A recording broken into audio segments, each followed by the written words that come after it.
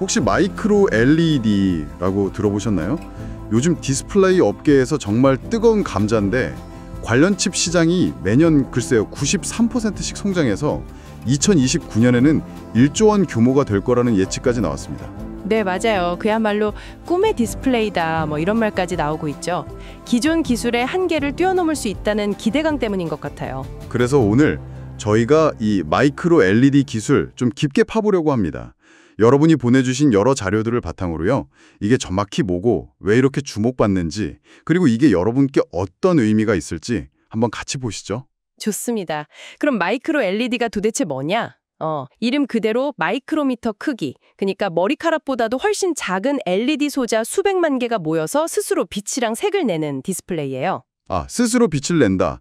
백라이트나 컬러 필터 같은 게 필요 없다는 말씀이시죠? 네, 바로 그거죠. 자발광 디스플레이입니다. 이야, 그럼 수백만 개의 아주 작은 전구가 촘촘히 박혀서 화면을 만드는 거네요. 아까 이미지 보니까 정말 빽빽하던데요. 그럼 이게 OLED랑은 또 어떻게 다른 건가요? 자발광이라는 점은 비슷한데 결정적인 차이는 소재예요. OLED는 유기물인데 마이크로 LED는 무기물 기반이거든요. 무기물이라서 좋은 점이 뭔가요? 훨씬 밝고 또렷하고 응답 속도도 엄청 빠릅니다. 번개 같다고 해야 하나? 그리고 색재현율이나 명암비도 뛰어나서 정말 실제 같은 화면을 보여주죠. 게다가 유기물 OLED의 고질적인 문제, 그 버닝 현상이 있잖아요. 그런 걱정이 없고 수명도 훨씬 길어요. 에너지 효율도 더 좋고요. 와, 장점만 들어도 정말 대단한데요?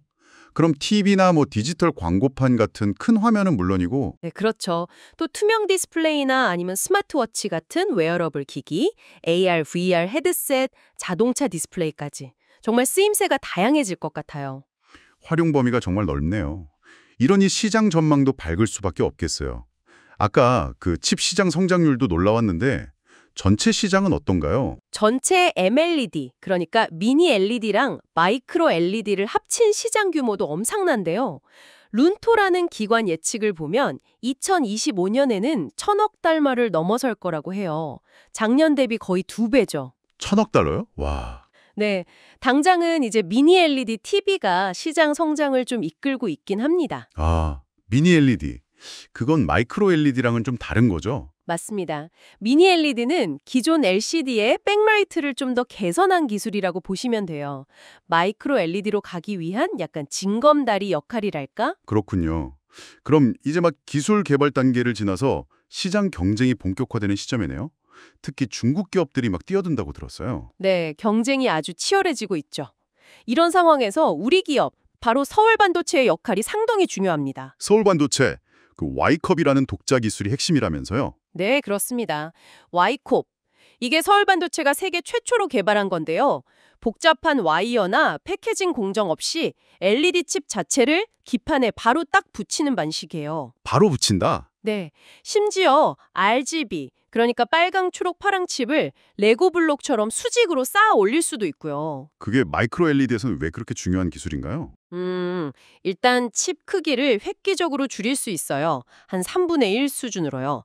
그리고 투명 디스플레이 만들 때 중요한 게 투명도인데 90% 이상 확보할 수 있고요. 결국 초소형, 고화질 마이크로 LED 구현의 필수적인 기술인 셈이죠. 이걸로 CES 혁신상도 받았고요. 기술 자체도 대단한데 사실 기술이 있어도 그걸 지키는 게 더 중요하잖아요. 특허 같은 거요. 바로 그겁니다. 서울반도체의 또 다른 강점이죠. LED 관련 특허만 18,000개 이상 가지고 있어요. 업계 최고 수준이에요. 18,000개? 네. 그래서 이걸로 지난 7년간 5개 나라에서 벌어진 특허 소송 16건에서 전부 이겼습니다. 최근에는 유럽 통합특허법원에서도 이겨서 경쟁사 제품 리콜 명령까지 받아냈죠. 이게 아주 강력한 방패막이가 되는 거예요. 이야, 대단하네요. 우리 기술 없이는 마이크로 LED 생산 못한다. 이렇게 말씀하신 대표님 자신감이 그냥 나온 게 아니었군요. 그렇죠. 실제로 경쟁사들이 좀 주춤하는 동안에 점유율 격차도 좁히고 있고요. 최근에는 8분기 만에 흑자 전환에도 성공했죠. 오, 흑자 전환까지. 좋은 소식이네요. 네, 분명 성과가 있지만 근데 마이크로 LED가 가야 할 길이 아직 멀긴 합니다. 가장 큰 문제가 뭘까요? 역시 가격 아닐까요? 맞아요. 가격. 삼성전자 마이크로 LED TV 가격이 1억 원 넘는다는 기사 보셨죠? 글쎄요, 웬만한 집 전세금인데 이게 아직 일반 소비자들이 쉽게 살 수 있는 가격은 아니죠. 1억 원이라니, 허허. 가격 말고 또 어려운 점은 없나요? 제조 공정 자체가 상당히 까다로워요. 생각해 보세요.